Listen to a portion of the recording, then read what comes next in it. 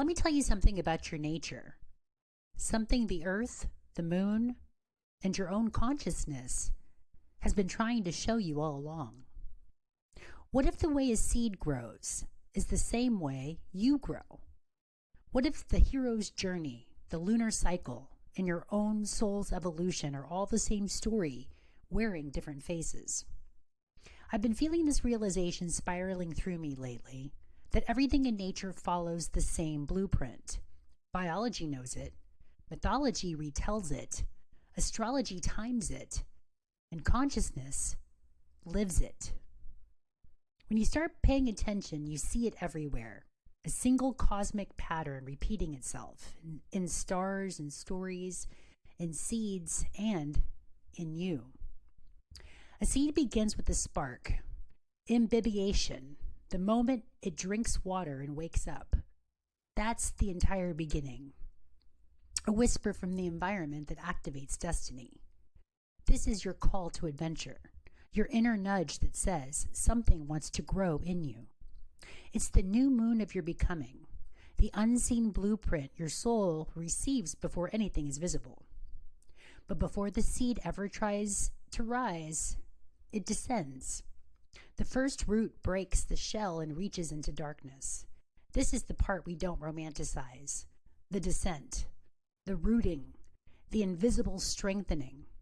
In the hero's journey, it's doubt, resistance, the testing of spirit. In the moon cycle, it's the waxing crescent, clarity forming underneath the soil of your consciousness.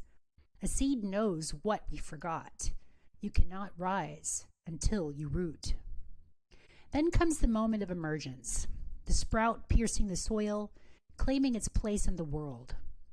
This is crossing the threshold, your first quarter moon, the moment when who you are becoming can no longer stay hidden.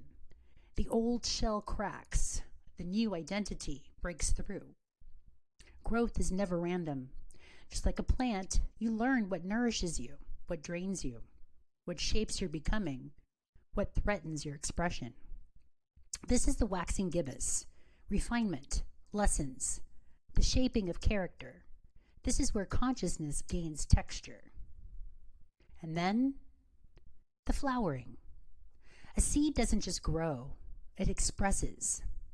This is your full moon moment, your creative unveiling, your mythic revelation, your cosmic performance. A flower is not merely a flower, it is consciousness made visible. Like you, when you stand fully in your authenticity.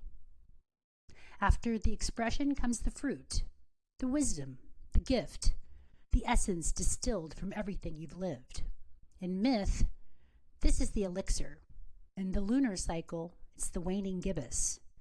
In life, this is integration, the ability to offer something meaningful because of what you've survived. Every cycle requires release. The plant must shed form. The hero must surrender identity. And finally, the silence before the next becoming.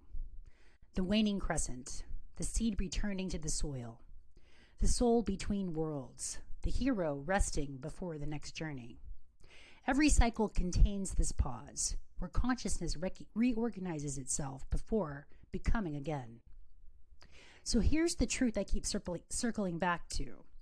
The seed, the hero, the moon, and your own soul are following the exact same pattern. A universal design, a cosmic architecture of becoming. Hermeticism names it, as above, so below, as within, so without. Nature demonstrates it. Astrology maps it. Myth narrates it. And your life brings it alive. You are not separate from the seed. You are not separate from the hero. You are not separate from the moon's unfolding. You are the seed. You are the hero. You are the moon pulling your own tides forward. You are consciousness learning itself through the shape it takes. And once you see the correspondence, you can't unsee it.